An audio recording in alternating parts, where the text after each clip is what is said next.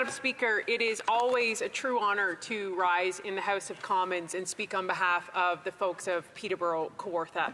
And today it's a real honour because we get to present our opposition motion, a common sense opposition motion that will make life more affordable for Canadians. So I want to read it into the record for folks at home. That given that the carbon tax has proven to be a tax plan, not an environmental plan, the House call on the Liberal government to cancel the April 1st, 2024 carbon tax increase.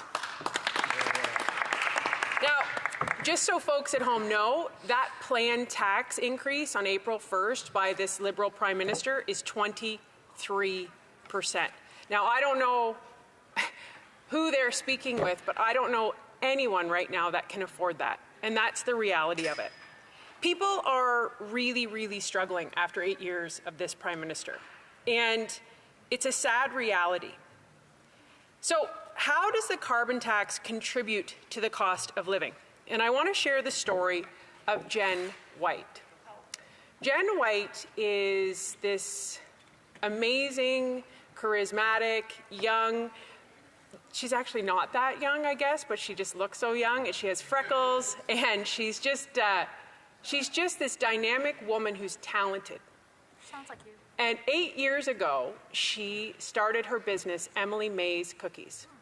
Her grandma gave her her recipes. She's so talented, and she's so community-minded. In fact, please, if you're watching, follow this woman on all social media, Emily May's Cookies. You will love it. You will not regret it. If you're a television producer, please pick this woman up and give her a show.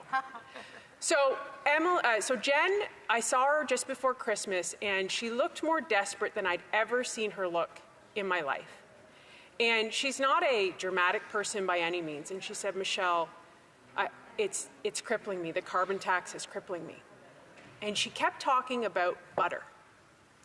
And you can imagine how critical butter is when you run a bakery, when you make cookies. And she would buy upwards of 40 pounds of butter a week.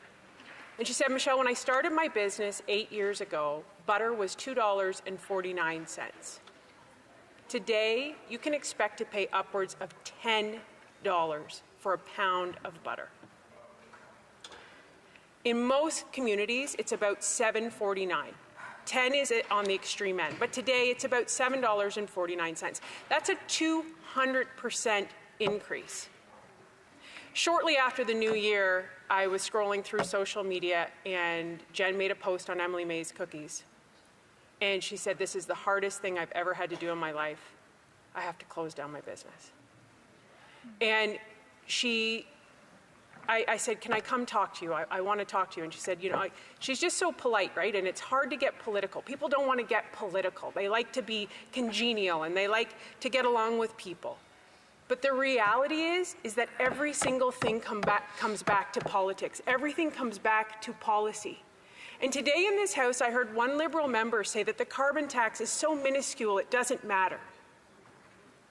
$2.49 to $7.49. It's just a couple bucks. It's cents that adds up to dollars. Butter was the demise of this woman's heart and soul. And it is so simple. It's a household item that everyone should be able to afford.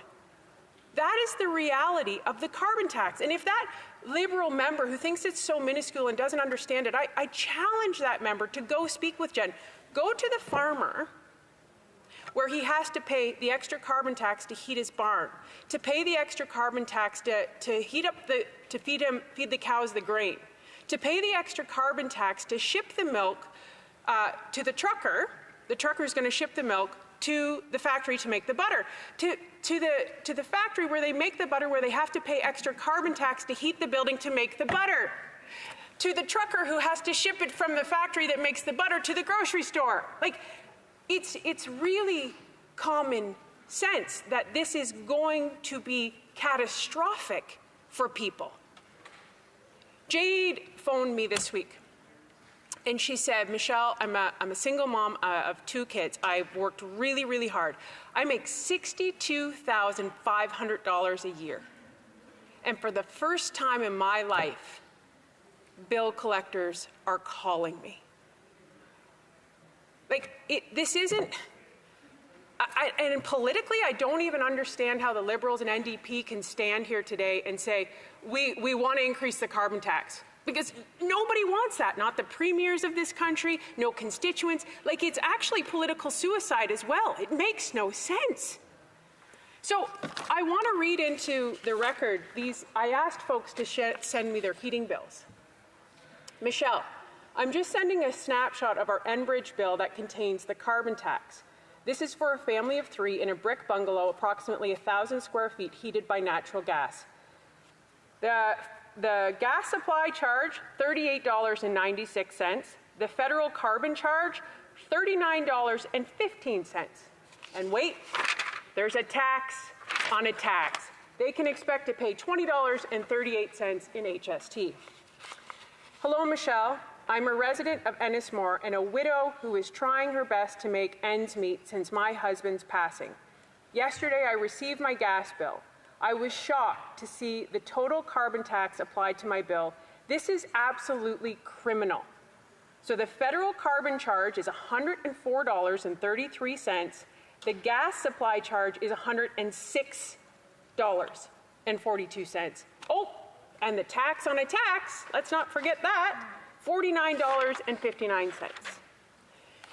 Michelle, if the federal government wants to charge us the carbon tax, it should be on the gas used, not other fees like delivery or transportation. It's like charging someone the carbon tax on buying a coffee in the gas station on the same bill.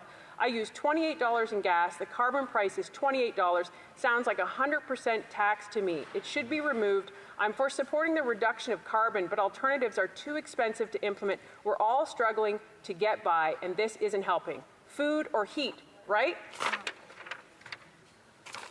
This one, federal carbon charge, $94.91. Gas supply charge, $101.27. HST on that, $53.28.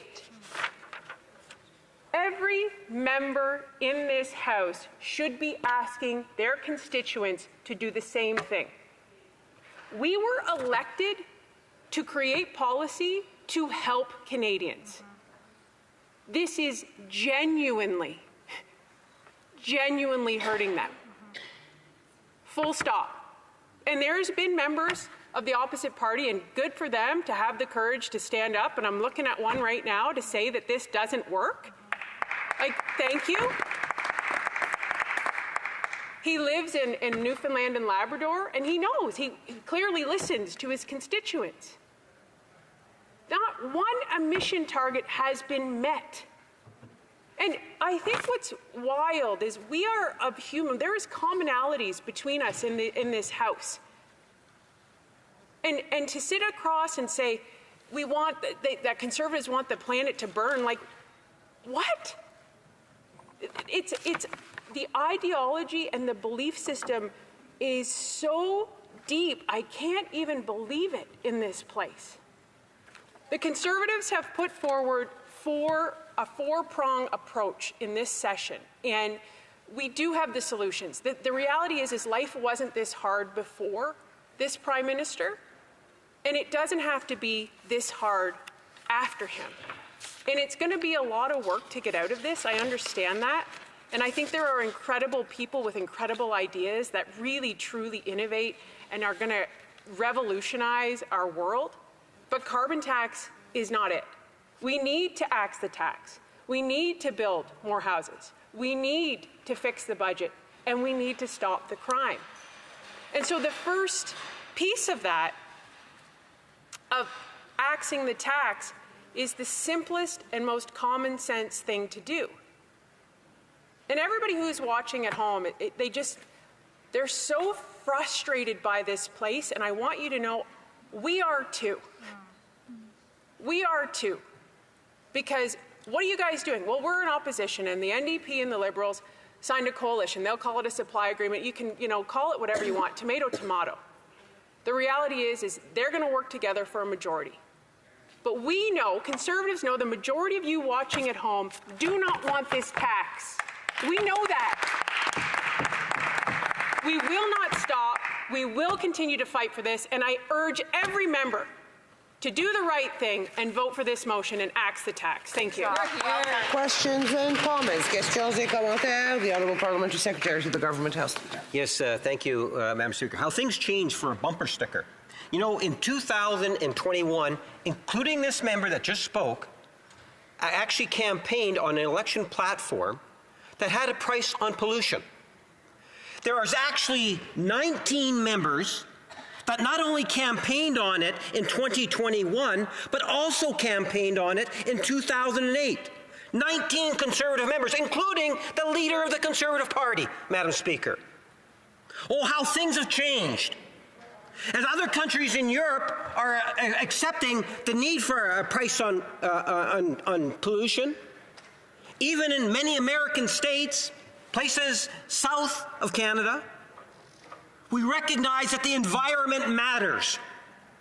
Why does the Conservative Party today, that far-right Magna Party, in so much disagreement in recognizing the climate issues need to be addressed? When will the Conservative Party come out with a climate? Honourable Member for Peterborough-Court. Thank you, Madam Speaker.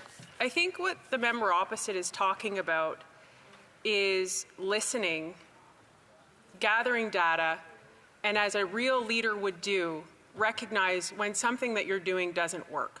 And that's actually what we're asking the Liberals to do today. Instead of doubling down on something that they just believe is great, we're saying, listen, the data is in. This carbon tax is not helping anyone. It is not an environmental plan. There have been no targets met. A true leader listens and pivots and changes according to the needs of the people it is elected to serve. That is exactly what leadership is, and that is exactly not what the Liberals are doing.